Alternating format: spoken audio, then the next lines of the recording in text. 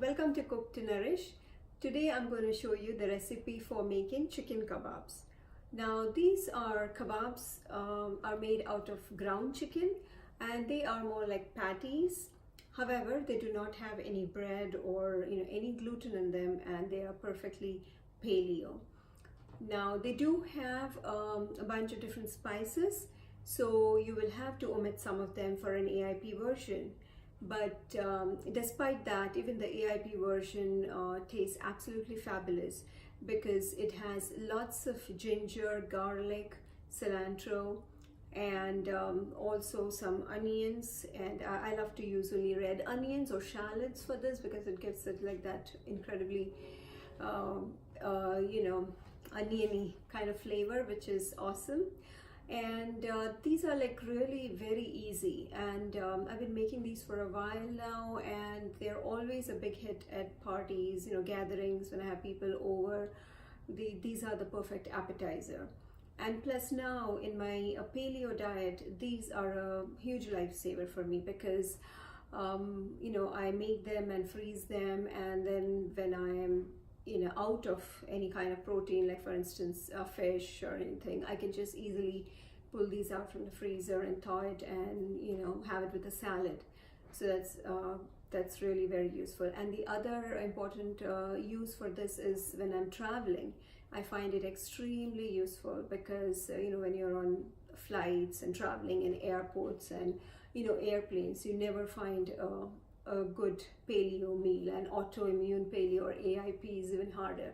So these are great for when you travel. I either pack them separately and pack my cassava tortillas separately, or I will just make like a wrap out of cassava tortillas and these kebabs, break them into pieces and pack them up with lettuce and some avocados, etc. And these are so filling and delicious, and they will last you throughout your journey wherever you're traveling. And believe me, I have used these when I travel to India, which is anywhere between 20 and 24 hours journey, and these are one of the things that I love to carry with me.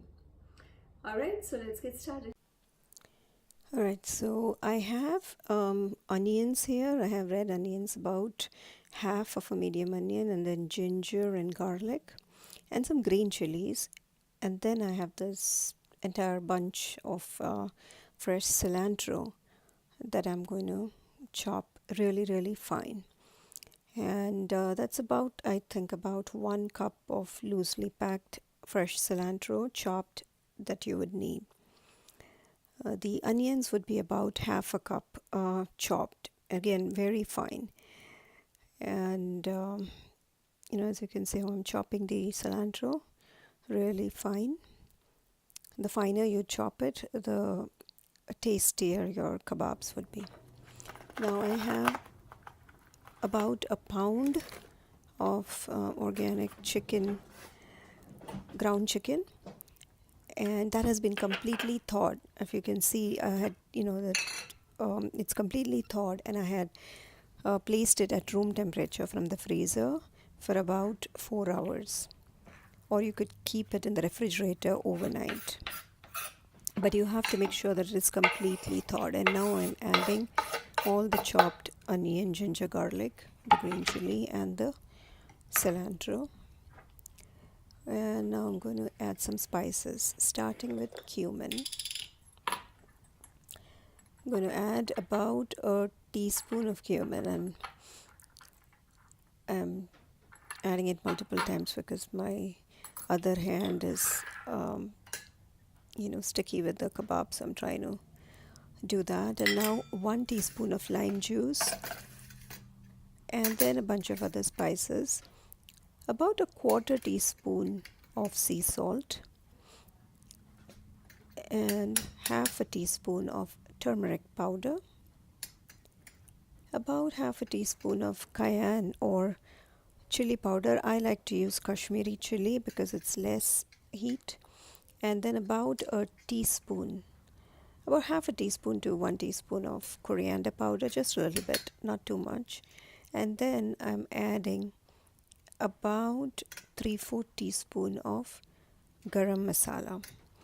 Now for AIP, in my recipe on my website you will find a special blend that I use, and now I added about a teaspoon of olive oil, and I'll keep adding oil if I find it sticky. But basically, as you can see, use your hands to mix everything well together. Now it's very important that when you chop the onions that you do it by hand. Don't put it in the food processor because that will let out water. So you don't want any extra water in this. So even when you chop the onions, make sure that there is no water. If at all there's any water that comes out of the onions, make sure you throw that away and don't add that into this bowl. Okay, so as you can see, my mixture is sticky, but you can keep adding oil until you feel it's you can handle it. And I'm going to show you both ways. One is the patties, and then the other is you can actually bake these in the oven on skewers. And I'm going to show you how I do that.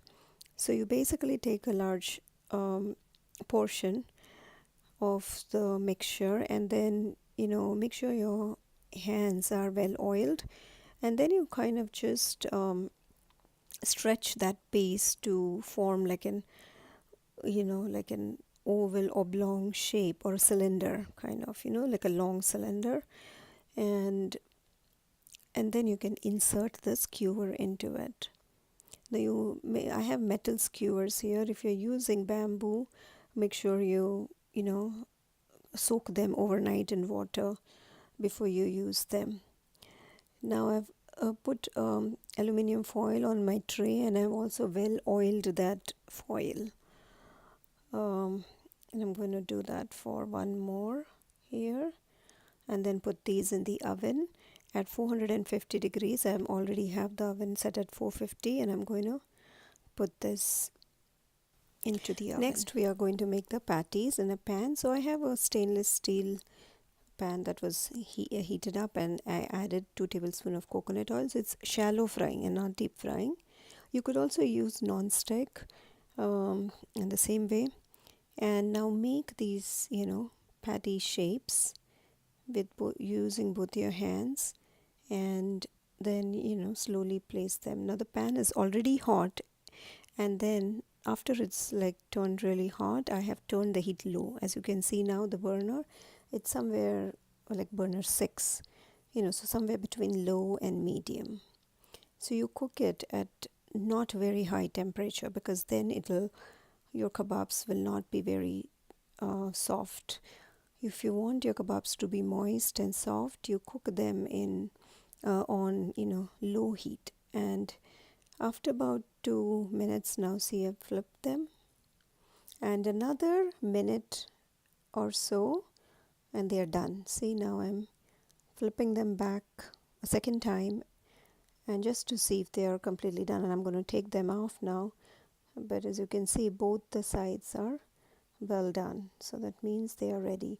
So in about 4 minutes total cooking time, 2 to 3 minutes initially, and then 1 to 2 minutes later on. See the burner, that's about the maximum burner that I use. I don't increase the heat further. And these are ready now.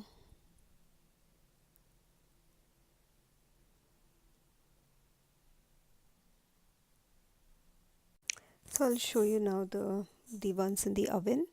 So see, I just got them out, and they were baking at 450 degrees for 15 minutes. If you see, that bottom side is done well, and so now we're just going to bake it again for 5 more minutes.